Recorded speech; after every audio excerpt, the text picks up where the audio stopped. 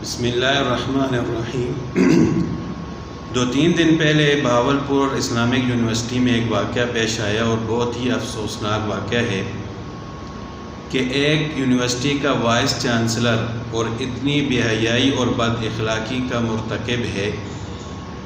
تو آیا یہ لوگ یہاں تک کیسے پہنچتے ہیں اور کیسے ان کی جرأت ہوتی ہے کہ وہ اتنی بد اخلاقی کرتے ہیں کہ اپنی ہی یونیورسٹی کی طالبات کی بے حیا تصاویر اور ان کے ساتھ آزادانہ گھومنا پھرنا اور ان کے ساتھ رنگ رنگیلیاں منانا اور اسی طرح دوسرے بے حیائی کے کام کرنا، آخر ان کی یہ جرأت کیسے ہوتی ہے اور کون ان کاموں کا ذمہ دار ہے اور اس کا حل کیا ہے؟ حقیقت میں اگر دیکھا جائے تو سب سے پہلے تو والدین ذمہ دار ہیں کہ والدین کی یہ ذمہ داری ہوتی ہے کہ وہ اپنی اولاد کو کیسے ادارے میں پڑھائی کے لیے تعلیم حاصل کرنے کے لیے بھیجتے ہیں، اور صرف پھر بھیجنا ہی نہیں ہے بلکہ ان کی ذمہ داری یہ بھی ہوتی ہے کہ وہ وقتاً فوقتاً ان کا حال پوچھتے رہیں اور تحقیق کرتے رہیں کہ آیا ہماری اولاد کالج یا یونیورسٹی یا سکول یا مدرسہ ہی جاتی ہے تو آیا وہ وہاں تک جاتے ہیں بھی یا نہیں، وہ یہاں سے گھر سے جاتے ہیں تو سیدھے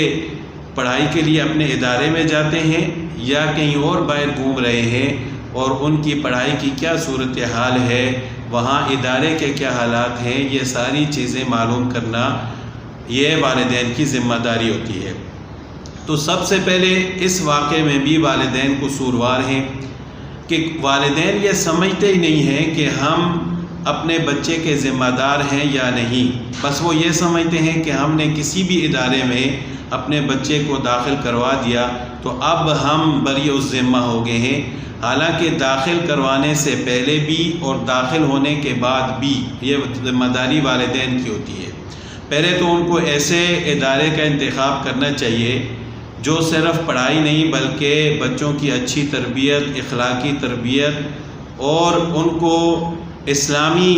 اصولوں کے مطابق ان کی تعلیم و تربیت کرنے والا ادارہ ہو، تو ایسے ادارے میں والدین کو چاہیے کہ اپنے بچوں کو بھیجیں۔ لیکن والدین یہ سمجھتے ہیں کہ جس ادارے کی فیس زیادہ ہو، جس ادارے کی سند اور اس کی ڈگری زیادہ چلتی ہو، جس ادارے میں نمبر اچھے ملتے ہوں، بس وہی ادارہ سب سے اچھا ہے، چاہے وہاں تربیت نام کی کوئی چیز ہو یا نہ ہو۔ ہمارے بچوں کو وہاں کیا سکھایا جاتا ہے اس چیز کی کوئی فکر نہیں ہے۔ تو سب سے پہلے اس کی ذمہ داری والدین کے اوپر ہوتی ہے، اور اس واقعے میں بھی سب سے پہلے ذمہ دار میں سمجھتا ہوں کہ وہ والدین ہیں کہ انہوں نے اپنی بچوں کو یونیورسٹی تو بھیج دیا، لیکن انہوں نے ان سے پوچھا نہیں کہ آپ وہاں جا کر کیا کرتی ہو، اور انہوں نے ان کے بارے میں ان کے حالات کا پتہ نہیں کیا کہ ہماری بچی یونیورسٹی جا رہی ہے یا وائس چانسلر کے ساتھ اس کی گاڑی میں گھوم رہی ہے، اور وہاں جا کر وہ کیا کرتی ہے، اس کے لوگوں کے ساتھ کیا تعلقات ہیں۔ بس اگر بچی نے اچھے نمبر لے لیے تو وہ واہ واہ کر دیتے ہیں کہ بھائی سب سے زیادہ اچھا ادارہ یہی ہے۔ تو سب سے پہلے ذمہ دار اور مجرم والدین ہیں۔ دوسری ذمہ داری حکومت کی ہے اور سربراہان مملکت کی ہے کہ ان کو اداروں کے اندر ایسا نظام لانا چاہیے کہ بچیاں اور بچے یعنی لڑکیاں اور لڑکے الگ الگ تعلیم حاصل کریں، اور لڑکیوں کو صرف فیمیل ٹیچرز پڑھانے والی ہوں اور جو لڑکے ہیں ان کو جو ہے میل ٹیچرز پڑھانے والے ہوں، تاکہ غیر محرم مرد اور عورت کا اختلاط نہ ہو، تاکہ ان کو یہاں تک پہنچنے کی نوبت ہی نہ آئے۔ اب ظاہر ہے جو واقعہ پیش آیا ہے کہ بے حیا اور فحش تصویریں ہیں اور طالبات وائس چانسلر کے ساتھ آزادانہ گھوم رہی ہیں گاڑی میں، یہ کوئی ایک دن کی وجہ سے تو ایسا نہیں ہوتا۔ ظاہر ہے پہلے وہ ایک دوسرے کے قریب ہوئے ہوں گے، تو پھر شیطان ہے ایک دوسرے کے خلاف ورغلاتا ہے، بے حیائی کی دعوت دیتا ہے، تو آہستہ آہستہ پھر انسان پھسل جاتا ہے۔ لیکن سب سے بنیادی چیز یہ ہے کہ یہ جو کو ایجوکیشن کا نظام ہے اس کو ختم کرنا چاہیے۔ جب ہم اس کے خلاف آواز اٹھاتے ہیں تو یہی والدین اٹھ کر کھڑے ہو جاتے ہیں کہ یہ مولوی حضرات اس کے خلاف کیوں آواز اٹھاتے ہیں، یہ کوئی پرانا زمانہ تو نہیں ہے، یہ تو نیا زمانہ آ گیا ہے، اب تو بچے بچیاں اکٹھے پڑھیں گے اور فیمیل کو میلز پڑھائیں گے اور میلز کو فیمیلز ٹیچرز پڑھائیں گی تو پھر اس کا نتیجہ یہی نکلتا ہے جو یہ 1-2 دن پہلے نکلا ہے۔ اللہ تعالیٰ ہم سب کو محفوظ فرمائے۔ اور تیسری چیز یہ